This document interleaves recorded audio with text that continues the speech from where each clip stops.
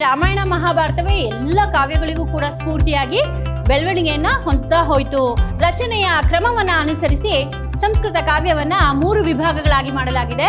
ಗದ್ಯಕಾವ್ಯ, ಪದ್ಯಕಾವ್ಯ ಹಾಗೂ ಚಂಪು ಕಾವ್ಯ ಎಂದು 3 ರೀತಿಯಲ್ಲಿ ವಿಭಜನೆ ಮಾಡಲಾಗಿದೆ.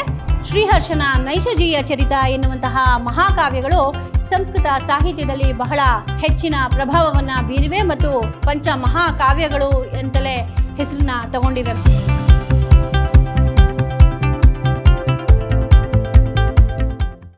ಶ್ರೀ ಗುರುಭ್ಯೋ ನಮಃ. ಹರಿಃ ಓಂ. ಭವತಾಂ ಸರ್ವೇಷಾಮಪಿ ಪ್ರಥಮ ಷಾಣ್ಮಾಸಿಕ ಸಂಸ್ಕೃತ ಕಕ್ಷಾಂ ಪ್ರತಿ ಸ್ವಾಗತಂ. ಮಮ ನಾಮ ಭಾರತಿ. ಅಹಂ ವಿದ್ಯಾಶ್ರಮ ವಿದ್ಯಾಲಯೇ ಸಂಸ್ಕೃತ ವಿಭಾಗೆ ಕಾರ್ಯಂ ಕರೋಮಿ. ಪ್ರಿಯ ವಿದ್ಯಾರ್ಥಿಗಳೇ, ಮೈಸೂರು ವಿಶ್ವವಿದ್ಯಾನಿಲಯದ ವ್ಯಾಪ್ತಿಗೆ ಸಂಬಂಧಪಟ್ಟಂತಹ ಪ್ರಥಮ ಸೆಮೆಸ್ಟರ್ BCA ವಿದ್ಯಾರ್ಥಿಗಳಿಗೆ ಪ್ರಥಮ ಸೆಮೆಸ್ಟರ್ ಸಂಸ್ಕೃತ ತರಗತಿಗೆ ಆತ್ಮೀಯ ಸ್ವಾಗತ. ಪ್ರಿಯ ವಿದ್ಯಾರ್ಥಿಗಳೇ, ಪ್ರಥಮ ಸೆಮೆಸ್ಟರ್ ಸಂಸ್ಕೃತ ಪಠ್ಯಪುಸ್ತಕಕ್ಕೆ ಸಂಬಂಧಪಟ್ಟಂತೆ ಇರುವಂತಹ ಪ್ರಥಮ ವಿಭಾಗದ ಪಾಠ ಸಂಸ್ಕೃತ ಸಾಹಿತ್ಯ ಪರಂಪರಾ. ಇದನ್ನ ಬರೆದಿರುವಂತಹವರು ಡಾಕ್ಟರ್ M ಶಿವಕುಮಾರ ಸ್ವಾಮಿ ಅವರು. ಹಾಗಾಗಿ ಈ ಸಂಸ್ಕೃತ ಸಾಹಿತ್ಯ ಪರಂಪರಾ ಈ ಪಾಠದಲ್ಲಿ ಏನೆಲ್ಲ ವಿಚಾರಗಳಿದೆ ಅನ್ನೋದನ್ನ ನಾವು ಇಂದಿನ ತರಗತಿಯಲ್ಲಿ ತಿಳ್ಕೊಳ್ಳೋಣ. ಬನ್ನಿ ವಿದ್ಯಾರ್ಥಿಗಳೇ, ಸಂಸ್ಕೃತ ಸಾಹಿತ್ಯ ಪರಂಪರಾ ಈ ಪಾಠದಲ್ಲಿ ಏನೆಲ್ಲ ವಿಚಾರಗಳನ್ನ ಕೊಟ್ಟಿದ್ದಾರೆ ಅನ್ನೋದನ್ನ ಈ ತರಗತಿಯಲ್ಲಿ ತಿಳ್ಕೊಳ್ಳೋಣ. ಪುರತಃ ಗಚ್ಚಾಮಃ. ಪ್ರಿಯ ವಿದ್ಯಾರ್ಥಿಗಳೇ, ಸಂಸ್ಕೃತ ಸಾಹಿತ್ಯ ಪರಂಪರಾ, ಸಂಸ್ಕೃತ ಸಾಹಿತ್ಯದ ಪರಂಪರೆ ಅಂತ ಹೇಳಿ ಈ ಶೀರ್ಷಿಕೆಯ ಹೆಸರಾಗಿದೆ. ಹಾಗಾಗಿ ಈ ಸಂಸ್ಕೃತ ಸಾಹಿತ್ಯ ಪರಂಪರೆ ಯಾವ ರೀತಿಯಲ್ಲಿ ಬೆಳೆದು ಬಂದಿದೆ ಎನ್ನುವಂತಹ ವಿಚಾರವನ್ನ ನಮಗೆ ಈ ಸಂಸ್ಕೃತ ಸಾಹಿತ್ಯ ಪರಂಪರಾ ಈ ಪಾಠದಲ್ಲಿ ಡಾಕ್ಟರ್ ಶಿವಕುಮಾರ ಸ್ವಾಮಿ ಅವರು ತಿಳಿಸ್ಕೊಟ್ಟಿದ್ದಾರೆ. ಹಾಗಾಗಿ ಇವರು ಆಧುನಿಕ ಬರಹಗಾರರು. ಇವರು ಈ ಸಂಸ್ಕೃತ ಸಾಹಿತ್ಯದ ವಿಚಾರವನ್ನ ನಿಮಗೆ ಈ ವರ್ಷದ ಪ್ರಥಮ ಸೆಮಿಸ್ಟರ್ ಸಂಸ್ಕೃತ ಪಠ್ಯಪುಸ್ತಕದಲ್ಲಿ ನಿಮಗೆ ತಿಳಿಸ್ಕೊಟ್ಟಿದ್ದಾರೆ ಮಕ್ಕಳೇ. ಹಾಗಾಗಿ ಬನ್ನಿ ಯಾವೆಲ್ಲ ಮುಖ್ಯ ವಿಚಾರಗಳನ್ನ ತಿಳಿಸಿದ್ದಾರೆ ಅನ್ನೋದನ್ನ ನೋಡೋಣ. ಮೊಟ್ಟ ಮೊದಲಿಗೆ ಸಂಸ್ಕೃತ ಕಾವ್ಯಸ್ಯ ಆರಂಭ ವೈಶಿಷ್ಟ್ಯಂ. ಸಂಸ್ಕೃತ ಕಾವ್ಯದ ಆರಂಭ ಮತ್ತು ವೈಶಿಷ್ಟ್ಯಗಳ ವಿಚಾರವಾಗಿ ಮೊಟ್ಟ ಮೊದಲಿಗೆ ವಿಚಾರವನ್ನ ತಿಳಿಸಿದ್ದಾರೆ. ಇಲ್ಲಿ ಏನ್ ಹೇಳಿದ್ದಾರೆ ಅಂದ್ರೆ, ಸಂಸ್ಕೃತ ಸಾಹಿತ್ಯವು ಯಾವಾಗ ಪ್ರಾರಂಭವಾಯಿತು ಎಂದು ನಿಖರವಾಗಿ ಹೇಳುವುದಕ್ಕೆ ಯಾವುದೇ ರೀತಿಯ ಮಾಹಿತಿಗಳಿಲ್ಲ. ಆದರೆ ಸಿಕ್ಕಿರುವಂತಹ ಆಧಾರಗಳಿಂದ ಈ ಸಂಸ್ಕೃತ ಸಾಹಿತ್ಯವು ತನ್ನ ವೈಶಿಷ್ಟ್ಯವನ್ನ ಯಾವ ರೀತಿಯಲ್ಲಿ ಎಷ್ಟು ದಿನಗಳಿಂದ ಪ್ರಭಾವವನ್ನ ಬೀರಿದೆ ಅನ್ನುವಂತಹ ವಿಚಾರವನ್ನ ನಾವು ತಿಳಿದುಕೊಳ್ಳಬಹುದಾಗಿದೆ. ರಾಮಾಯಣ ಮತ್ತು ಮಹಾಭಾರತಗಳು ಭಾರತೀಯ ಸಂಸ್ಕೃತಿಯ ಪರಂಪರೆಯ ಮಹಾಕಾವ್ಯಗಳೇ ಆಗಿವೆ. ರಾಮಾಯಣ ಮತ್ತು ಮಹಾಭಾರತಗಳು ಭಾರತೀಯ ಪರಂಪರೆಯಲ್ಲಿ ಇತಿಹಾಸ ಕಾವ್ಯಗಳೇ ಆಗಿದೆ ಅಂತ ಹೇಳಬಹುದು. ರಾಮಾಯಣ ಮತ್ತು ಮಹಾಭಾರತಗಳು ಭಾರತೀಯ ಇತಿಹಾಸ ಕಾವ್ಯಗಳು ಅಂತಾನೆ ನಾವು ಹೇಳಬಹುದಾಗಿದೆ. ಇದೇ ಸಂಸ್ಕೃತ ಕಾವ್ಯಕ್ಕೆ ನೇರ ಸ್ಫೂರ್ತಿಯು ಹಾಗೂ ಹಿನ್ನೆಲೆಯೂ ಕೂಡ ಆಗಿದೆ ಅಂತ ನಾವು ಹೇಳಬಹುದಾಗಿದೆ. ರಾಮಾಯಣ ಮಹಾಭಾರತಗಳೇ ಸಂಸ್ಕೃತ ಕಾವ್ಯಕ್ಕೆ ನೇರ ಹಿನ್ನೆಲೆಯು ಮೂಲ ಸ್ಫೂರ್ತಿಯೂ ಆಗಿದೆ ಅಂತಲೇ ಹೇಳಬಹುದಾಗಿದೆ. ಇದರಲ್ಲಿ ಇತಿಹಾಸ ಕಾವ್ಯಗಳು ಮೇಳವಿಸಿವೆ. ಯಾವುದರಲ್ಲಿ? ಸಂಸ್ಕೃತದಲ್ಲಿ ಇತಿಹಾಸ ಕಾವ್ಯಗಳು ಮೇಳವಿಸಿವೆ. ವಿಶೇಷವಾಗಿ ರಾಮಾಯಣವು ಆದಿಕಾವ್ಯವೆನಿಸಿಕೊಂಡಿದೆ. ವಿಶೇಷವಾಗಿ ರಾಮಾಯಣವು ಏನನ್ನಿಸ್ಕೊಂಡಿದೆ? ಆದಿಕಾವ್ಯ ಎನಿಸಿಕೊಂಡಿದೆ. ವಸ್ತು ವಿನ್ಯಾಸದಲ್ಲಿ ಸಂಬದ್ಧತೆ, ಸರ್ಗ ವಿಭಾಗ ಹಾಗೂ ಸಾಲಂಕೃತವಾದಂತಹ ವಿಶಿಷ್ಟ ಶೈಲಿಯ ಪ್ರಯೋಗ, ಸುಕುಮಾರವಾದಂತಹ ಛಂದಸ್ಸುಗಳ ಬಳಕೆ, ವರ್ಣನೆಗಳ ವೈವಿಧ್ಯ ಮುಂತಾದಂತಹ ವೈಶಿಷ್ಟ್ಯದೊಂದಿಗೆ ಕೂಡಿರುವಂತಹ ರಾಮಾಯಣವು ಅನಂತರದ ಸಂಸ್ಕೃತ ಕಾವ್ಯಗಳಿಗೆ ಮಾದರಿಯನ್ನ ಒದಗಿಸಿದೆ ಅಂತಾನೆ ಹೇಳಬಹುದು. ರಾಮಾಯಣದಲ್ಲಿ ಬರುವಂತಹ ಈ ಎಲ್ಲ ವೈಶಿಷ್ಟ್ಯಗಳು ಏನಾಗಿದೆ, ಮುಂದೆ ಬರುವಂತಹ ಹೊಸ ಹೊಸ ಸಂಸ್ಕೃತ ಕಾವ್ಯಕ್ಕೆ ಇದೇನಾಯ್ತು? ಬುನಾದಿ ಆಯ್ತು, ಮಾದರಿ ಆಯ್ತು ಅಂತ ತಿಳಿಸಿದ್ದಾರೆ. ಅನಂತರ ಬಂದಂತಹ ಸಂಸ್ಕೃತ ಕಾವ್ಯಗಳಲ್ಲಿ ನಾವು ಬೆಳವಣಿಗೆಯನ್ನು ಹಾಗೂ ಅಲಂಕಾರದ ಶೈಲಿಯನ್ನ ನಾವು ಇನ್ನೂ ಹೆಚ್ಚು ನೋಡಬಹುದಾಗಿದೆ. ಅಂದ್ರೆ ಮೂಲ ಬಂದು ರಾಮಾಯಣದಲ್ಲಿರುವಂತಹ ಸಂಸ್ಕೃತದ ರೀತಿ ನೀತಿ ಶೈಲಿ ಏನ್ ಬರ್ದಿದ್ರೋ, ಎಲ್ಲ ಪ್ರಯೋಗಗಳನ್ನ ಮಾಡಿದ್ರೋ, ಎಲ್ಲ ಬರ್ದಿರುವಂತಹ ರೀತಿ ಇವೆಲ್ಲವನ್ನು ಅದರ ಇನ್ನೂ ವಿಸ್ತಾರವಾದ ರೂಪವನ್ನ ರಾಮಾಯಣದ ನಂತರ ಬಂದಂತಹ ಕಾವ್ಯಗಳಲ್ಲಿ ನಾವು ನೋಡಬಹುದಾಗಿದೆ ಅಂತ ತಿಳಿಸಿದ್ದಾರೆ. ಇಂತಹ ಸಂಸ್ಕೃತ ಕಾವ್ಯಗಳ ಎಲ್ಲ ವೈಶಿಷ್ಟ್ಯಗಳಿಗೂ ಮೂಲ ಸ್ಫೂರ್ತಿ ಯಾವುದು ಅಂತ ಹೇಳ್ತಾರೆ ಅಂದ್ರೆ ರಾಮಾಯಣ ಅಂತ ತಿಳಿಸ್ತಾರೆ. ಇದೇ ರೀತಿಯಲ್ಲಿ ಮಹಾಭಾರತವು ಕೂಡ ಸಂಸ್ಕೃತ ಸಾಹಿತ್ಯದ ಬೆಳವಣಿಗೆಗೆ ಇನ್ನೊಂದು ರೀತಿಯಲ್ಲಿ ಸ್ಫೂರ್ತಿಯಾಗಿದೆ ಅಂತಾನೆ ಹೇಳಬಹುದಾಗಿದೆ ಮಕ್ಕಳೇ. ಅದರಲ್ಲಿರುವಂತಹ ವಿಷಯ ವೈವಿಧ್ಯ, ಆಖ್ಯಾನಗಳ ಸಂಪತ್ತು ಮತ್ತು ಪ್ರಬೋಧಾತ್ಮಕವಾದಂತಹ ಸಾಮಗ್ರಿಗಳು ಸಂಸ್ಕೃತ ಕಾವ್ಯಕ್ಕೆ ವಸ್ತುಗಳನ್ನ ಒದಗಿಸಿಕೊಟ್ಟಿದೆ ಅಂತಾನೆ ಹೇಳಬಹುದು. ಮಹಾಭಾರತದಿಂದ ಇರುವಂತಹ ಅನೇಕ ವಿಚಾರ ವೈವಿಧ್ಯತೆಗಳು ಸಂಸ್ಕೃತ ಸಾಹಿತ್ಯಕ್ಕೆ ಹೆಚ್ಚಿನ ವೈಶಿಷ್ಟ್ಯವನ್ನ ಒದಗಿಸಿಕೊಟ್ಟಿದೆ ಅಂತಾನೆ ನಾವು ಹೇಳಬಹುದಾಗಿದೆ. ಹೀಗೆ ರಾಮಾಯಣವು ಸಂಸ್ಕೃತ ಕಾವ್ಯಕ್ಕೆ ರಚನಾತ್ಮಕವಾದಂತಹ ಚೌಕಟ್ಟು ಹಾಗೂ ವಸ್ತುಗಳೆಂಬ 2 ವಿಭಾಗಗಳಲ್ಲಿ ತನ್ನ ಪ್ರಭಾವವನ್ನು ಬೀರಿದರೆ, ಮಹಾಭಾರತವು ವಸ್ತು ಸಾಮಗ್ರಿಗೆ ಹೆಚ್ಚು ತನ್ನ ಪಾಲನ್ನು ಕೊಟ್ಟಿದೆ ಎಂದಲೇ ಹೇಳಬಹುದು. ಈ ರೀತಿಯಾಗಿ ಸಂಸ್ಕೃತ ಸಾಹಿತ್ಯ ಇತ್ತು ಅನ್ನೋದಕ್ಕೆ ಮೂಲ ಸ್ಫೂರ್ತಿ ಯಾವುದು? ರಾಮಾಯಣ ಮತ್ತು ಮಹಾಭಾರತಗಳೇ ಆಗಿದೆ ಮಕ್ಕಳೇ. ಈ ರೀತಿಯಾಗಿ ಈ ಡಾಕ್ಟರ್ ಶಿವಕುಮಾರ ಸ್ವಾಮಿಯವರು ತಮ್ಮ ಸಂಸ್ಕೃತ ಕಾವ್ಯಸ್ಯ ಆರಂಭ ಹಾಗೂ ವೈಶಿಷ್ಟ್ಯತೆ ಬಗ್ಗೆ ತಿಳಿಸಿದ್ದಾರೆ. ಇದಾದ ನಂತರ ಹೇಳ್ತಾರೆ, ಪ್ರಾಚೀನ ವೈದಿಕ ಸಾಹಿತ್ಯದೊಡನೆ ಸಂಸ್ಕೃತದ ಸಂಬಂಧ ಯಾವ ರೀತಿ ಇತ್ತು, ಸಂಸ್ಕೃತ ಮತ್ತು ಪ್ರಾಚೀನ ವೈದಿಕ ಸಾಹಿತ್ಯಕ್ಕೆ ಸಂಬಂಧ ಇತ್ತಾ ಇಲ್ವಾ ಎನ್ನುವ ವಿಚಾರವನ್ನ ಇಲ್ಲಿ ತಿಳಿಸ್ತಾರೆ.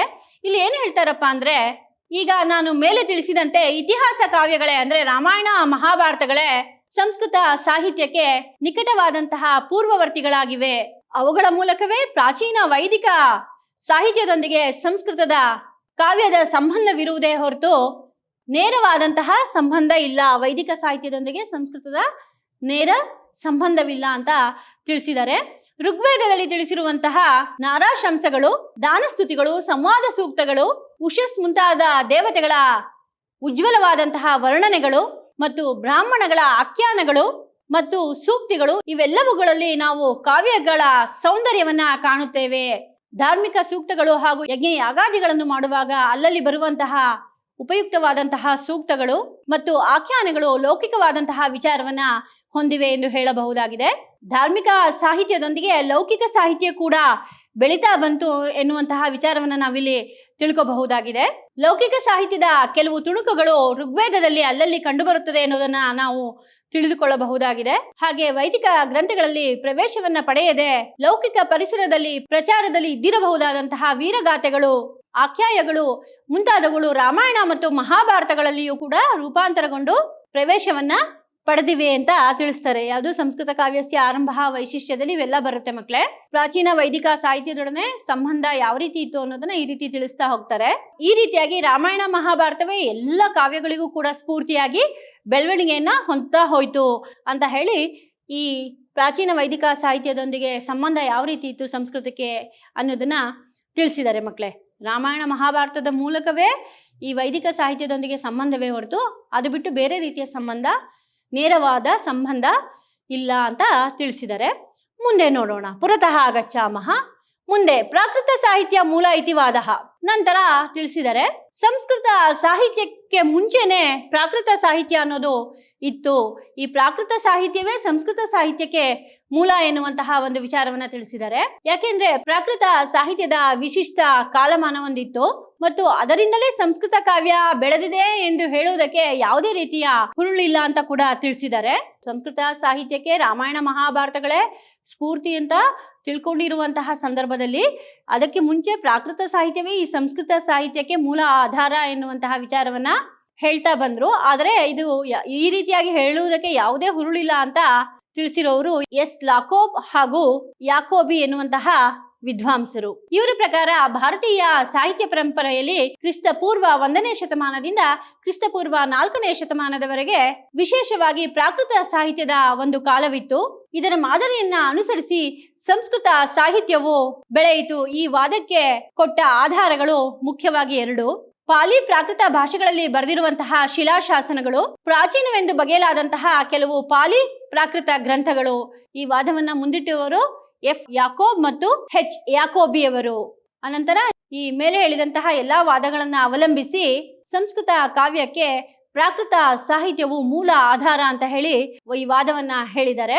ಅದಾದ ನಂತರ ಮ್ಯಾಕ್ಸ್ ಮುಲ್ಲರ್ಸ್ನ ಪುನರುಜ್ಜೀವನವಾದ ಬರುತ್ತೆ ಮಕ್ಕಳೇ. ಮ್ಯಾಕ್ಸ್ ಮುಲ್ಲರ್ನ ಪುನರುಜ್ಜೀವನವಾದ ಬರುತ್ತೆ. ಸಂಸ್ಕೃತ ಸಾಹಿತ್ಯಕ್ಕಿಂತ ಪೂರ್ವದಲ್ಲಿಯೇ ಪ್ರಾಕೃತ ಸಾಹಿತ್ಯ ಇತ್ತು ಅಂತ ಹೇಳಲಾಗಿದೆ. ಈ ವಾದವು ಹೊರಟಿದ್ದು ಒಂದು ಪೂರ್ವ ಸಿದ್ಧಾಂತದಿಂದ.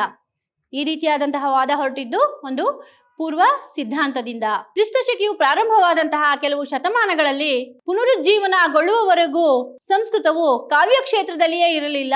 ಪುನರುಜ್ಜೀವನಗೊಳ್ಳುವವರೆಗೂ ಸಂಸ್ಕೃತ ಕಾವ್ಯ ಕ್ಷೇತ್ರದಲ್ಲಿಯೇ ಇರಲಿಲ್ಲ ಎಂಬುದೇ ಆ ಒಂದು ಪೂರ್ವ ಸಿದ್ಧಾಂತವಾಗಿದೆ ಎನ್ನುವುದೇ ಒಂದು ಆ ಪೂರ್ವ ಸಿದ್ಧಾಂತವಾಗಿದೆ.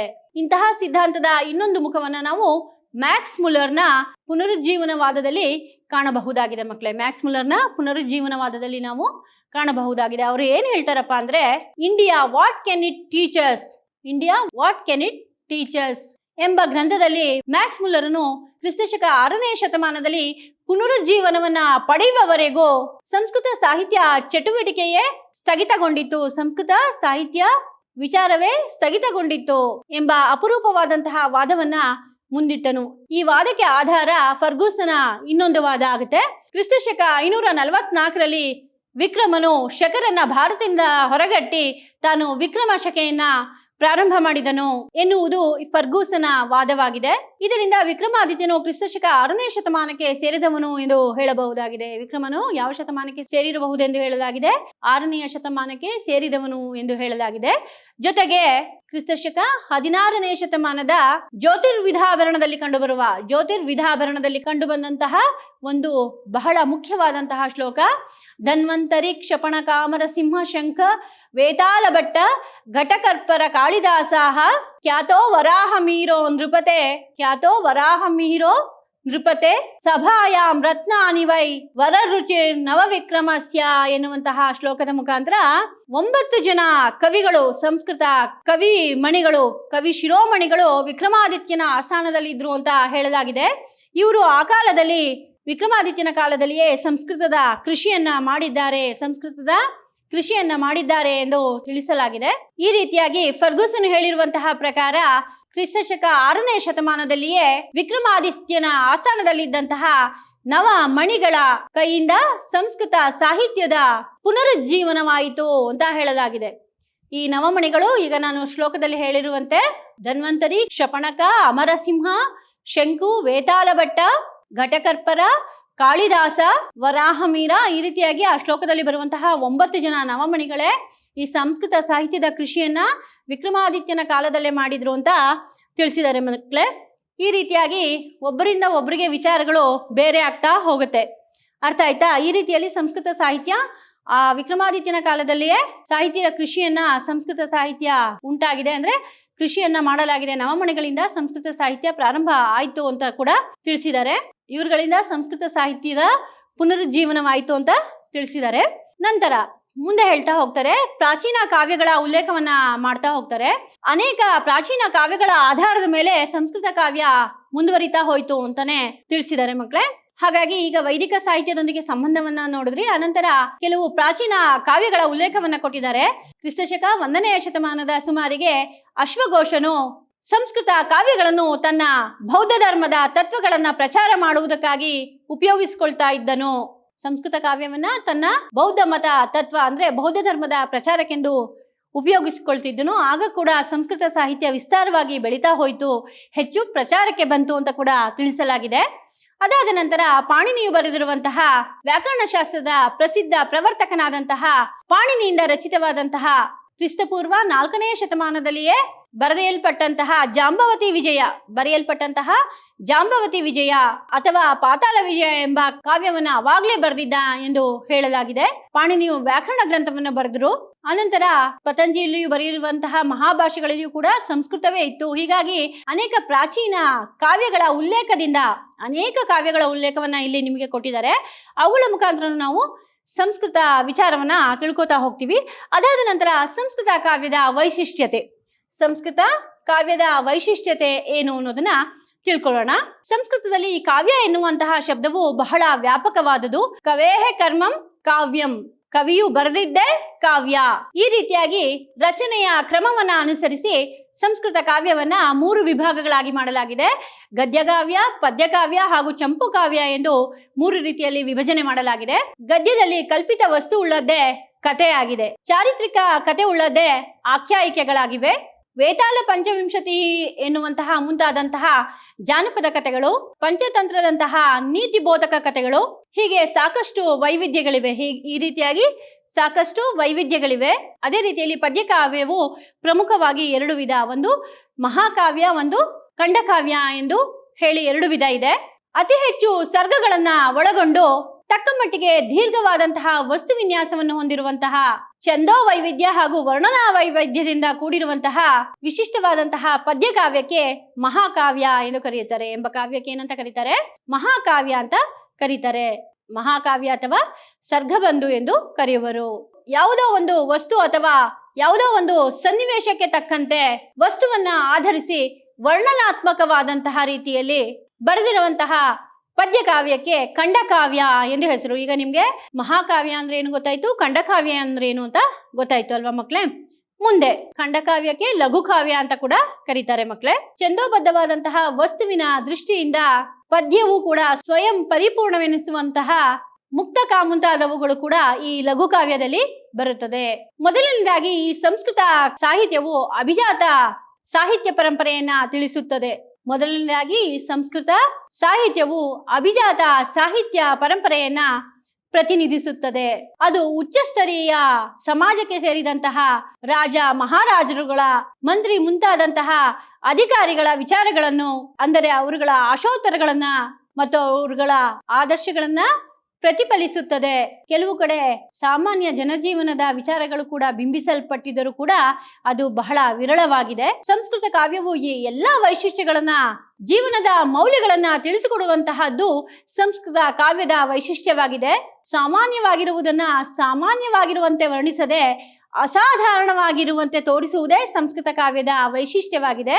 ಈ ರೀತಿಯಾಗಿ ಎಲ್ಲ ರೀತಿಯ ಈ ವೈಶಿಷ್ಟ್ಯ ಬೆಳೆಯುವುದಕ್ಕೆ ಮೈದಳೆಯಲು ಕಾರಣವಾಗಿರುವುದು ಅದು ಬೆಳೆದಂತಹ ಪರಿಸರವೇ ಆಗಿದೆ. ಸಂಸ್ಕೃತ ಪ್ರಾಚೀನ ಕವಿಗಳಾದಂತಹ ಕಾಳಿದಾಸ, ಅಶ್ವಘೋಷ, ಭಾರವಿ, ಬಾಣ, ಇನ್ನು ಅನೇಕ ಕವಿಗಳಿಂದ ಈ ಸಂಸ್ಕೃತ ಸಾಹಿತ್ಯವು ಬಹಳ ವಿಸ್ತಾರವಾಗಿ ಬೆಳೆದುಕೊಂಡು ಬಂದಿದೆ. ಮತ್ತು ಶಿಲಾಶಾಸನಗಳಲ್ಲಿ ದೊರೆತಂತಹ ಕಾವ್ಯದ ಮಾದರಿಗಳು, ಈ ರೀತಿಯಾಗಿ ಆ ಕಾವ್ಯಗಳಲ್ಲಿ ಧರ್ಮ, ಅರ್ಥ, ಕಾಮ, ಮೋಕ್ಷ ಚತುರ್ವಿಧ ಪುರುಷಾರ್ಥಗಳನ್ನು ಕೂಡ ಬಹಳ ಸುಂದರವಾಗಿ ವರ್ಣನೆಯನ್ನ ಮಾಡಿದ್ದಾರೆ. ಹಾಗಾಗಿ ಸಂಸ್ಕೃತ ಕಾವ್ಯಗಳೆಲ್ಲವೂ ಕೂಡ ಬಹಳ ಮೌಲ್ಯಯುತವಾದದ್ದು ಎಂದೇ ಹೇಳಬಹುದಾಗಿದೆ. ಅಂತಹ ಘನ ವಿದ್ವಾಂಸರುಗಳು, ಸಂಸ್ಕೃತ ಘನ ವಿದ್ವಾಂಸರುಗಳು ಹಾಗೂ ಉತ್ತಮವಾದಂತಹ ಪ್ರಾಚೀನ ಕವಿಗಳಿಂದ ಈ ಸಂಸ್ಕೃತ ಸಾಹಿತ್ಯಕ್ಕೆ ಹೆಚ್ಚು ಮೆರುಗು ಬಂದಿದೆ ಅಂತಾನೆ ಹೇಳಬಹುದಾಗಿದೆ. ಇವೆಲ್ಲವೂ ಕೂಡ ಸಂಸ್ಕೃತ ಕಾವ್ಯದ ವೈಶಿಷ್ಟ್ಯವೇ ಆಗಿದೆ ಮಕ್ಕಳೇ. ಇಲ್ಲಿಂದ ಮುಂದೆ ನೋಡೋಣ. ಮುಂದೆ ಪುರತಃ ಗಚ್ಚಾಮಃ. ಮಹಾಕಾವ್ಯಸ್ಯ ವೈಶಿಷ್ಟ್ಯಂ ಮತ್ತು ಅಭಿವೃದ್ಧಿ. ಮಹಾಕಾವ್ಯಗಳು, ಈಗ ಸಂಸ್ಕೃತದಲ್ಲಿ ಅನೇಕ ಕವಿಗಳಿದ್ರು ಅಂತ ತಿಳಿಸಿದೆ. ಆ ರೀತಿಯಲ್ಲಿ ಅನೇಕ ಕವಿಗಳು ಮಹಾಕಾವ್ಯಗಳನ್ನ ರಚಿಸಿದ್ರು. ಆ ಮಹಾಕಾವ್ಯ ಅಂತ ಒಂದು ಕಾವ್ಯ ಅನ್ನಿಸ್ಕೋಬೇಕಾದ್ರೆ ಈಗಾಗಲೇ ನಾನು ತಿಳಿಸಿದಂತೆ ಅದು ಅನೇಕ ಸರ್ಗಗಳಿಂದ ಕೂಡಿರಬೇಕು. ಅದರಲ್ಲಿ ಹೆಚ್ಚು ಸರ್ಗಗಳಿದ್ರೆ ಅದು ಮಹಾಕಾವ್ಯವಾಗುತ್ತೆ. ಮಹಾಕಾವ್ಯವು ಸಂಸ್ಕೃತ ಸಾಹಿತ್ಯದ ಒಂದು ಪ್ರಧಾನ ಭಾಗವನ್ನೇ ಪ್ರತಿನಿಧಿಸುತ್ತೆ ಅಂತ ನಾವು ಹೇಳಬಹುದಾಗಿದೆ. ಮಹಾಕಾವ್ಯವೆಂದರೆ ಮಹಾನುಭಾವರನ್ನ ಕುರಿತು ಬರೆದಂತಹ ಕಾವ್ಯವೂ ಹೌದು ಮತ್ತು ಮಹತ್ತಾದ ಕಾವ್ಯವೂ ಹೌದು, ದೀರ್ಘವಾದಂತಹ ಕಾವ್ಯವೂ ಹೌದು. ಮಹಾಕಾವ್ಯ ಅಂದ್ರೆ ದೀರ್ಘವಾದಂತಹ ಕಾವ್ಯ ಅಂತನೂ ಹೌದು. ಇದಕ್ಕೆ ಇನ್ನೊಂದು ಹೆಸರನ್ನ ಸರ್ಗಬಂಧು ಎಂದು ಕೂಡ ಕರೀತಾರೆ. ಇದನ್ನ ಆಗ್ಲೇ ನಾನು ನಿಮ್ಗೆ ತಿಳಿಸಿದೆ. ಇದನ್ನ ಏನಂತ ಕರೀತಾರೆ? ಸರ್ಗಬಂಧು ಅಂತ ಕೂಡ ಕರೀತಾರೆ. ಬಾಮಹನು ಕೂಡ ಅದನ್ನೇ ಹೇಳಿದಾನೆ. ಬಾಮಹ ಎನ್ನುವಂತಹ ಕವಿಯು ಏನಂತ ಹೇಳಿದಾನೆ? ಸರ್ಗಬಂಧೋ ಮಹಾಕಾವ್ಯಂ ಮಹತಾಂಚ ಮಹಚ್ಚ ಎತ್ ಅಂತ ಹೇಳ್ತಾರೆ. ಬಾಮಹ ಮತ್ತು ದಂಡಿ ಮೊಟ್ಟ ಮೊದಲಿಗೆ ಮಹಾಕಾವ್ಯಗಳ ಲಕ್ಷಣವನ್ನ ಕೊಟ್ಟು, ಅನಂತರ ವಿದ್ಯಾನಾಥ ಮತ್ತು ವಿಶ್ವನಾಥ ಮುಂತಾದವರು ಕೆಲವು ಮಹಾಕಾವ್ಯಗಳನ್ನ ಗಮನದಲ್ಲಿಟ್ಟುಕೊಂಡು ಹೊಸ ಹೊಸ ವೈಶಿಷ್ಟ್ಯಗಳನ್ನ ಹೇಳ್ತಾ ಬಂದ್ರು. ಈ ಎಲ್ಲಾ ಬೆಳವಣಿಗೆಗಳನ್ನ ಗಮನಿಸಿ ಈ ಮಹಾಕಾವ್ಯದ ವೈಶಿಷ್ಟ್ಯಗಳನ್ನ ಈ ರೀತಿಯಾಗಿ ಹೇಳ್ತಾ ಬಂದ್ರು. ಏನಂತ ಹೇಳಿದ್ರಪ್ಪ ಅಂದ್ರೆ, ಮೊದಲನೇದಾಗಿ ಕೆಲವು ರಚನಾತ್ಮಕ ವೈಶಿಷ್ಟ್ಯಗಳನ್ನ ಗುರುತಿಸಿದ್ದಾರೆ ಮಹಾಕಾವ್ಯಗಳಲ್ಲಿ. ಮಹಾಕಾವ್ಯವು ಅನೇಕ ಸರ್ಗಗಳನ್ನ ಒಳಗೊಂಡಿರಬೇಕು. ಅದು 8 ಸರ್ಗಗಳಿಗಿಂತ ಕಡಿಮೆ ಇರಕೂಡದು. ಸರ್ಗಗಳು ಅತಿ ಚಿಕ್ಕವೂ ಆಗಿರಬಾರದು, ಸರ್ಗಗಳು ಅತಿ ದೊಡ್ಡವೂ ಕೂಡ ಆಗಿರಬಾರದು, ಅಂದ್ರೆ ಉದ್ದವೂ ಕೂಡ ಆಗಿರಬಾರದು. ಒಂದೊಂದು ಸರ್ಗವೂ ಕೂಡ ಇಡಿಯಾಗಿ ಒಂದೇ ವೃತ್ತದಲ್ಲಿರಬೇಕು. ಒಂದೊಂದು ಸರ್ಗವೂ ಕೂಡ ಇಡಿಯಾಗಿ ಒಂದೇ ವೃತ್ತದಲ್ಲಿ ಇರಬೇಕು. ಸರ್ಗದ ಕೊನೆಯಲ್ಲಿ ಮಾತ್ರ ಬೇರೆ ಬೇರೆ ವೃತ್ತದ ಪದ್ಯಗಳು ಇರಬಹುದು, ಅಂದ್ರೆ ಬರಬಹುದು. ಸರ್ಗದ ಕೊನೆಯಲ್ಲಿ ಬೇರೆ ಬೇರೆ ವೃತ್ತದ ಪದ್ಯಗಳು ಇರಬಹುದು ಅಥವಾ ಬರಬಹುದು ಅಂತ ತಿಳಿಸಿದ್ದಾರೆ. ಈ ರೀತಿಯಾದಂತಹ ವೈಶಿಷ್ಟ್ಯಗಳು ಅಶ್ವಘೋಷನ ಹಾಗೂ ಕಾಳಿದಾಸನ ಮಹಾಕಾವ್ಯಗಳಲ್ಲಿ ಕಂಡು ಬರುತ್ತದೆ ಅಂತ ಕೂಡ ಹೇಳ್ತಾರೆ. ಕಿರಾತಾರ್ಜುನೀಯ, ನೈಷಧೀಯ ಚರಿತ, ಶಿಶುಪಾಲವದ ಮುಂತಾದ ಮಹಾಕಾವ್ಯಗಳಲ್ಲಿ ಏಕ ವೃತ್ತದಲ್ಲಿ ಇರುವಂತಹ ಸರ್ಗಗಳಲ್ಲದೆ ಬೇರೆ ಬೇರೆ ವೃತ್ತದಲ್ಲಿರುವಂತಹ ಸರ್ಗಗಳು ಬರುತ್ತೆ ಅಂತ ತಿಳಿಸಿದ್ದಾರೆ. ಬೇರೆ ಬೇರೆ ಪ್ರಯೋಗಗಳಿರುವ ಒಂದೊಂದು ಸರ್ಗಗಳಿವೆ. ಇದನ್ನ ಗಮನಿಸಿದಂತಹ ವಿಶ್ವನಾಥನು ನಾನಾ ವೃತ್ತಗಳನ್ನು ಅನುಸರಿಸಿ ಆಗಿರುವಂತಹ ಒಂದು ಸರ್ಗವೂ ಕೂಡ ಮಹಾಕಾವ್ಯದಲ್ಲಿ ಬರುತ್ತದೆ ಎಂದು ತಿಳಿಸಿದ್ದಾರೆ. ಇವೆಲ್ಲವೂ ಕೂಡ ಮಹಾಕಾವ್ಯದ ವೈಶಿಷ್ಟ್ಯ ಮಕ್ಕಳೇ. ಇಂತಹ ಸರ್ಗಗಳು ಕಾವ್ಯಗಳಲ್ಲಿ ಕಂಡುಬರುವುದಿಲ್ಲ. ಈ ರೀತಿಯಾದಂತಹ ಮಹಾಕಾವ್ಯಗಳ ಪ್ರಾರಂಭದಲ್ಲಿ ಆಶೀರ್ವಾದ, ಮಂಗಳ, ನಮಸ್ಕಾರ ಈ ರೀತಿಯಾದಂತಹ ಸ್ತುತಿಗಳು ಬರುತ್ತೆ ಮಕ್ಕಳೇ. ಈ ರೀತಿಯಾದಂತಹ ಮಹಾಕಾವ್ಯಗಳಲ್ಲಿ ಏನೇನೆಲ್ಲ ಬರುತ್ತೆ? ಮಂಗಳ, ನಮಸ್ಕಾರ ಹಾಗೂ ಆಶೀರ್ವಾದ ಸ್ತುತಿಗಳು ಬರುತ್ತೆ. ಪ್ರಮುಖ ಮಹಾಕಾವ್ಯಗಳಲ್ಲಿ ರಘುವಂಶವು ನಮಸ್ಕಾರಾತ್ಮಕ ಮಂಗಳದೊಂದಿಗೆ ಪ್ರಾರಂಭವಾಗುತ್ತದೆ. ರಘುವಂಶವು ಮಹಾಕಾವ್ಯವಾದಂತಹ ರಘುವಂಶವು ನಮಸ್ಕಾರಾತ್ಮಕವಾದಂತಹ ಮಂಗಳದೊಂದಿಗೆ ಪ್ರಾರಂಭವಾಗುತ್ತದೆ. ಕುಮಾರ ಸಂಭವ, ಶಿಶುಪಾಲವದ, ಕಿರಾತಾರ್ಜುನೀಯ ಮುಂತಾದವುಗಳು ವಸ್ತು ನಿರ್ದೇಶನದಿಂದಲೇ ಪ್ರಾರಂಭವಾಗುತ್ತವೆ. ಉದಾತ್ತ ವಸ್ತುವಿನ ಆರಂಭವೇ ಮಂಗಳಕರ. ಮಹಾಕಾವ್ಯದ ಮಹತ್ವವಿರುವುದು ಅದರ ವಸ್ತುವಿನ ಘನತೆಯಲ್ಲಿ. ಪುರಾಣಗಳಿಂದ ಆಯ್ದುಕೊಂಡಿರುವಂತಹ ಕಥಾವಸ್ತುವನ್ನ ಈ ಮಹಾಕಾವ್ಯಗಳು ಹೊಂದಿರುತ್ತೆ. ಅಂದರೆ ಮಹಾಕಾವ್ಯದ ವಸ್ತುವಾಗಬೇಕಾದರೆ ಅದು ಘನತೆವೆತ್ತ ಪುರುಷರಿಗೆ, ಘಟನೆಗಳಿಗೆ ಸಂಬಂಧಿಸಿರಬೇಕು. ಇದು ನಾಯಕ ಹಾಗೂ ನಾಯಕಿಯ ಘನತೆಯನ್ನ ಅವಲಂಬಿಸಿರುತ್ತದೆ. ಮಹಾಕಾವ್ಯವಾಗಬೇಕು ಅಂದ್ರೆ ಅದು ರಾಜವಂಶದ ಕಥೆ ಆಗಿರಬಹುದು, ಅಥವಾ ಅಲ್ಲಿ ರಾಜನು ಅಂದ್ರೆ ಆ ನಾಯಕ ಯಾರಿರ್ತಾನೆ, ಆ ಕಥೆಯ ನಾಯಕ ಧೀರೋದಾತ್ತನಾಗಿರ್ಬೇಕು ಹಾಗೂ ವೀರರಸ ಪ್ರಧಾನವಾಗಿರಬೇಕು. ಅನಂತರ ಯಾವ ನವರಸಗಳಿದೆ ಸಂಸ್ಕೃತದಲ್ಲಿ, ನವರಸಗಳಿಂದ ಮಿಳಿತವಾಗಿರಬೇಕು ಅಂತ ಕೂಡ ಹೇಳ್ತಾರೆ ಮಕ್ಕಳೇ. ಈ ರೀತಿಯಾದಂತಹ ಎಲ್ಲ ವಿಚಾರಗಳು ಈ ಮಹಾಕಾವ್ಯಗಳಲ್ಲಿ ಬರುತ್ತೆ. ಈ ರೀತಿಯಾದಂತಹ ಮಹಾಕಾವ್ಯಗಳಲ್ಲಿ ಒಂದಾದಂತಹ ರಘುವಂಶ, ಇದರಲ್ಲಿ ಅಲ್ಲಿ ನಾಯಕನು ಧೀರೋದಾತ್ತನಾಗಿ ಇರಬಹುದು, ಅದು ದೇವತೆಯೂ ಕೂಡ ಆಗಿರಬಹುದು. ಆ ನಾಯಕನು ದೇವತೆ ಕೂಡ ಆಗಿರಬಹುದು, ರಾಜನಿರಬಹುದು ಅಥವಾ ಕುಲೀನ ವಂಶಕ್ಕೆ ಸೇರಿದವನಾಗಿರಬಹುದು. ಅಂತಹ ಮಹಾಕಾವ್ಯಗಳಲ್ಲಿ ಒಂದಾದಂತಹ ರಘುವಂಶ ಮಹಾಕಾವ್ಯದಲ್ಲಿ ಸೂರ್ಯ ವಂಶಕ್ಕೆ ಸಂಬಂಧಪಟ್ಟಂತಹ 21 ರಾಜರ ಕಥೆಗಳನ್ನ ಕವಿಕುಲಗುರುವಾದಂತಹ ಕಾಳಿದಾಸ ತನ್ನ ಮಹಾಕಾವ್ಯದಲ್ಲಿ ವರ್ಣನೆ ಮಾಡಿದ್ದಾನೆ. ಅಂತಹ ಅತ್ಯದ್ಭುತವಾದಂತಹ ಕಾವ್ಯ ರಘುವಂಶ ಎನ್ನುವಂತಹ ಕಾವ್ಯ ಮಕ್ಕಳೇ. ಅವು ಬುದ್ಧಚರಿತ ಹಾಗೂ ಸೌಂದರ್ಯ ನಂದ ಎನ್ನುವಂತಹ ಮಹಾಕಾವ್ಯಗಳನ್ನ ಅಶ್ವಘೋಷನು ಬರೆದಿದ್ದಾನೆ ಮಕ್ಕಳೇ. ಅದಲ್ಲದೆ ಸಂಸ್ಕೃತದಲ್ಲಿ ಈ ಬುದ್ಧಚರಿತ ಎನ್ನುವಂತಹ ಮಹಾಕಾವ್ಯವು ಒಟ್ಟು 28 ಸರ್ಗಗಳಿಂದ ಕೂಡಿತ್ತು ಮಕ್ಕಳೇ. ಈ ರೀತಿಯಾಗಿ ಅನೇಕ ಮಹಾಕಾವ್ಯಗಳು ಸಂಸ್ಕೃತದಲ್ಲಿ ಬಂದು ಹೋಗಿದೆ. ಅದರಲ್ಲಿ ಬಹಳ ಮುಖ್ಯವಾಗಿ ಅಶ್ವಘೋಷನ ಕಾವ್ಯಗಳ ವಿಚಾರ ಇವಾಗ ನೀವು ತಿಳ್ಕೊಂಡ್ರಿ. ಅವನು 2 ಮಹಾಕಾವ್ಯಗಳನ್ನು ಬರೆದ, ಅದು ಬಹಳ ದೊಡ್ಡ ದೊಡ್ಡ ಸರ್ಗಗಳಿಂದ ಕೂಡಿತ್ತು ಎನ್ನುವಂತಹ ವಿಚಾರವನ್ನು ತಿಳ್ಕೊಂಡ್ರಿ. ಅಲ್ಲಿಂದ ಬಂದರೆ ಪಂಚಮಹಾಕಾವ್ಯಗಳು. ಸಂಸ್ಕೃತ ಸಾಹಿತ್ಯದಲ್ಲಿ ಒಟ್ಟು 5 ಪಂಚಮಹಾಕಾವ್ಯಗಳು ಪ್ರಸಿದ್ಧಿಗೆ ಬಂದಿವೆ. ಅವು ಯಾವ್ದ್ಯಾವ್ದಂದ್ರೆ ಕವಿಕುಲಗುರುವಾದಂತಹ ಕಾಳಿದಾಸನು ಬರೆದಿರುವಂತಹ ರಘುವಂಶ ಮತ್ತೆ ಕುಮಾರ ಸಂಭವ, ಅದಾದ ನಂತರ ಭಾರವಿಯು ಬರೆದಿರುವಂತಹ ಕಿರಾತಾರ್ಜುನೀಯ, ಅದಾದ ನಂತರ ಮಾಘನ ಶಿಶುಪಾಲವದ, ಅದಾದ ನಂತರ ಶ್ರೀಹರ್ಷನ ನೈಷಧೀಯ ಚರಿತ ಎನ್ನುವಂತಹ ಮಹಾಕಾವ್ಯಗಳು ಸಂಸ್ಕೃತ ಸಾಹಿತ್ಯದಲ್ಲಿ ಬಹಳ ಹೆಚ್ಚಿನ ಪ್ರಭಾವವನ್ನು ಬೀರಿವೆ ಮತ್ತು ಪಂಚ ಮಹಾಕಾವ್ಯಗಳು ಅಂತಲೇ ಹೆಸರನ್ನ ತಗೊಂಡಿವೆ ಮಕ್ಕಳೇ. ಈ ರಘುವಂಶದಲ್ಲಿ ಈಗ ನಾನು ಮೊದಲೇ ತಿಳಿಸಿದಂತೆ ಸೂರ್ಯವಂಶದ 21 ರಾಜರುಗಳ ಕಥೆಯನ್ನ ಕವಿಕುಲ ಗುರುವಾದಂತಹ ಕಾಳಿದಾಸನು ಬರೆದಿದ್ದಾನೆ ಮಕ್ಕಳೇ. ಇದು ಒಟ್ಟು 19 ಸರ್ಗಗಳಿಂದ ಕೂಡಿದೆ. ಎಷ್ಟು ಸರ್ಗಗಳಿಂದ ಕೂಡಿದೆ? 19 ಸರ್ಗಗಳಿಂದ ಕೂಡಿದೆ. ದಿಲೀಪನಿಂದ ಆರಂಭಿಸಿ ಅಗ್ನಿವರ್ಣನವರೆಗೆ ಅಂದ್ರೆ 21 ರಾಜರುಗಳ ಕತೆ, ಸೂರ್ಯವಂಶದ ರಾಜರ ಕಥೆಯನ್ನ ನಾವು ರಘುವಂಶದಲ್ಲಿ ನೋಡ್ತೀವಿ. ಅದಾದ ನಂತರ ಕುಮಾರ ಸಂಭವಂ, ಇದು ಕೂಡ ಕವಿಕುಲ ಗುರುವಾದಂತಹ ಕಾಳಿದಾಸ ಬರೆದಿರುವಂಥದ್ದು. ಇಲ್ಲಿ ಕಥಾವಸ್ತು ಬಂದು ಪಾರ್ವತಿ ಮತ್ತು ಶಿವನ ವಿವಾಹ ಆಗುತ್ತೆ.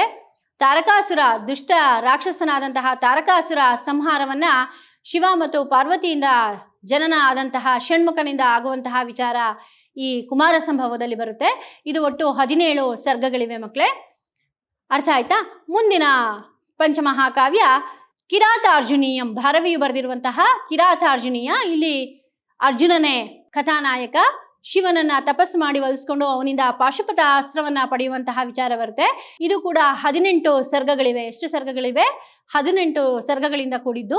ಅದಾದ ನಂತರ ಶಿಶುಪಾಲವದ ಬಂದು ಮಾಘ ಬರೆದಿರುವಂತಹ ಶಿಶುಪಾಲವದ. ಇಲ್ಲಿ ಯಾವ ವಿಚಾರ ಬರುತ್ತೆ ಅಂದ್ರೆ ರಾಜಸು ಯಾಗದಲ್ಲಿ ಅಗ್ರಪೂಜೆಗೆ ಯಾರು ಅರ್ಹರು ಎನ್ನುವಂತಹ ವಿಚಾರ ಬಂದಾಗ ಶ್ರೀಕೃಷ್ಣನ ಹೆಸರು ಪ್ರಮುಖವಾಗಿ ಕೇಳಿ ಬರುತ್ತದೆ. ಶಿಶುಪಾಲನು ಅದನ್ನು ಪ್ರಬಲವಾಗಿ ವಿರೋಧಿಸ್ತಾನೆ. ನಂತರ ಶ್ರೀಕೃಷ್ಣನಿಂದಲೇ ಕೊಲ್ಲಲ್ಪಡ್ತಾನೆ ಎನ್ನುವಂತಹ ವಿಚಾರ ಬಂದಿದೆ. ಇದು ಶಿಶುಪಾಲ ವಧ ಎನ್ನುವಂತಹ ಮಹಾಕಾವ್ಯದ ವಿಚಾರ ಮಕ್ಕಳೇ. ಇದನ್ನ ಬರೆದಿರುವಂಥವರು ಮಾಘ ಎನ್ನುವಂತಹ ಕವಿ. ಇದು 20 ಸರ್ಗಗಳಿಂದ ಕೂಡಿದೆ. ಎಷ್ಟು ಸರ್ಗಗಳಿಂದ ಕೂಡಿದೆ? 20 ಸರ್ಗಗಳಿಂದ ಕೂಡಿರುವಂತಹ ಒಂದು ಮಹಾಕಾವ್ಯವಾಗಿದೆ. ಅದಾದ ನಂತರ ನೈಷಧೀಯ ಚರಿತ ಎನ್ನುವಂತಹ ಮಹಾಕಾವ್ಯ, ಇದನ್ನ ಬರೆದವರು ಶ್ರೀಹರ್ಷ. ಇದು 22 ಸರ್ಗಗಳಿಂದ ಕೂಡಿದೆ. ಎಷ್ಟು ಸರ್ಗಗಳಿಂದ ಕೂಡಿದೆ? 22 ಸರ್ಗಗಳಿಂದ ಕೂಡಿದೆ. ಇದು ಮಹಾಭಾರತದ ನಳ ಉಪಾಖ್ಯಾನವನ್ನ ಆಧರಿಸಿ ಬರೆದಿರುವಂತಹ ನಳದಮಯಂತಿಯರ ಕಥೆಯಾಗಿದೆ. ನಳದಮಯಂತಿಯರ ಕಥೆ ಈ ಕಾವ್ಯದ ಪ್ರಮುಖ ವಸ್ತುವಾಗಿದೆ ಮಕ್ಕಳೇ. ಈ ರೀತಿಯಾಗಿ ಸಂಸ್ಕೃತದಲ್ಲಿ ಒಟ್ಟು 5 ಪಂಚಮಹಾಕಾವ್ಯಗಳಿದೆ. ಎಷ್ಟು ಪಂಚಮಹಾಕಾವ್ಯಗಳಿದೆ? 5 ಪಂಚಮಹಾಕಾವ್ಯಗಳಿದೆ. ಪಂಚಮಹಾಕಾವ್ಯಗಳ ಬಗ್ಗೆ ನಿಮಗೆ 5 ಅಂಕದ ಪ್ರಶ್ನೆಗಳು ಬರಬಹುದು. ಹಾಗಾಗಿ ಈ ಸಂಸ್ಕೃತ ಸಾಹಿತ್ಯ ಪರಂಪರಾ ಎನ್ನುವಂತಹ ವಿಚಾರ ಡಾಕ್ಟರ್ ಶಿವಕುಮಾರ ಸ್ವಾಮಿಯವರು ಬರೆದಿರುವಂತಹ ನಿಮ್ಮ ಪಠ್ಯಪುಸ್ತಕಕ್ಕೆ ಸಂಬಂಧಪಟ್ಟಂತಹ ಪ್ರಥಮ ಸೆಮಿಸ್ಟರ್ ಸಂಸ್ಕೃತ ಪಠ್ಯಪುಸ್ತಕಕ್ಕೆ ಸಂಬಂಧಪಟ್ಟಂತಹ ವಿಚಾರ ಇಲ್ಲಿಗೆ ಮುಕ್ತಾಯವಾಗಿದೆ ಮಕ್ಕಳೇ. ಈಗ ನೀವು ತಿಳ್ಕೊಂಡ್ರಿ ಸಂಸ್ಕೃತ ಸಾಹಿತ್ಯ ಹೇಗೆ ಪ್ರಾರಂಭ ಆಗಿದೆ, ಅದಾದ ನಂತರ ಯಾವ್ಯಾವೆಲ್ಲ ವಾದಗಳು ಬಂತು, ಮ್ಯಾಕ್ಸ್ ಮುಲ್ಲರ್ನ ವಾದ, ಆನಂತರ ಪ್ರಾಕೃತ ಭಾಷೆಯೇ ಸಂಸ್ಕೃತಕ್ಕೆ ಮೂಲ ಎನ್ನುವಂತಹ ವಿಚಾರ, ಅದಾದ ನಂತರ ಸಂಸ್ಕೃತ ಕಾವ್ಯದ ವೈಶಿಷ್ಟ್ಯ, ಅದಾದ ನಂತರ ಸಂಸ್ಕೃತ ಸಾಹಿತ್ಯದಲ್ಲಿ ಬಂದಂತಹ ಅನೇಕ ಪ್ರಾಚೀನ ಕಾವ್ಯಗಳ ಉಲ್ಲೇಖ, ಅದಾದ ನಂತರ ಕಾವ್ಯಗಳ ವೈಶಿಷ್ಟ್ಯತೆ ಮತ್ತೆ ಅವುಗಳ ಬೆಳವಣಿಗೆ ಯಾವ ರೀತಿಯಲ್ಲಿ ಆಯಿತು ಅನ್ನೋದನ್ನ ತಿಳ್ಕೊಂಡ್ರಿ. ಅದಾದ ನಂತರ ಅಶ್ವಘೋಷನ ಮಹಾಕಾವ್ಯಗಳು, ಈ ಅಶ್ವಘೋಷನ ಬಗ್ಗೆನೂ ನಿಮಗೆ ಟಿಪ್ಪಣಿಯನ್ನ ಬರೀಲಿಕ್ಕೆ ಕೊಡಬಹುದು ಮಕ್ಕಳೇ. ಅನಂತರ ಪಂಚಮಹಾಕಾವ್ಯಗಳ ವಿಚಾರವನ್ನ ನೀವು ತಿಳ್ಕೊಂಡ್ರಿ ಮತ್ತು ಸಂಸ್ಕೃತ ಸಾಹಿತ್ಯಕ್ಕೂ ಮತ್ತು ನಮ್ಮ ವೈದಿಕ ಸಾಹಿತ್ಯಕ್ಕೆ ಯಾವ ರೀತಿಯಲ್ಲಿ ಸಂಬಂಧವಿದೆ ಎನ್ನುವಂತಹ ವಿಚಾರವನ್ನ ತಿಳ್ಕೊಂಡ್ರಿ. ಈ ಎಲ್ಲ ವಿಚಾರಗಳು ಇಂದಿನ ತರಗತಿಯಲ್ಲಿ ನಿಮಗೆ ಅರ್ಥ ಆಗಿದೆ ಅಂತ ಭಾವಿಸಿದ್ದೇನೆ ಮಕ್ಕಳೇ. ಈ ಎಲ್ಲ ಇಂದಿನ ದಿನದ ಪಾಠಕ್ಕೆ ಸಂಬಂಧಪಟ್ಟಂತಹ ನೋಟ್ಸ್ನ ನಮ್ಮ ಸಂಸ್ಥೆಯಿಂದ ಈಗಾಗಲೇ ನಿಮಗೆ ಪ್ರೊವೈಡ್ ಮಾಡಿದ್ದೀವಿ. ಹಾಗಾಗಿ ಅದರಲ್ಲಿ ಅಧ್ಯಯನವನ್ನು ಮಾಡಿ ಉತ್ತಮ ಅಂಕಗಳೊಂದಿಗೆ ತೇರ್ಗಡೆಯನ್ನು ಹೊಂದಿ ಅಂತ ತಿಳಿಸ್ತೀನಿ ಮಕ್ಕಳೇ. ಹಾಗಾಗಿ ಇಲ್ಲಿಗೆ ಸಂಸ್ಕೃತ ಸಾಹಿತ್ಯ ಪರಂಪರಾ ಎನ್ನುವಂತಹ ಪ್ರಥಮ ವಿಭಾಗದ ಪಾಠ ಮುಕ್ತಾಯವಾಯಿತು ಮಕ್ಕಳೇ. ಮುಂದಿನ ತರಗತಿಗಳಲ್ಲಿ ಮುಂದಿನ ಪಾಠಗಳನ್ನು ನೋಡೋಣ. ಅಲ್ಲಿಯವರೆಗೂ ಧನ್ಯವಾದ. ಶುಭ ದಿನ.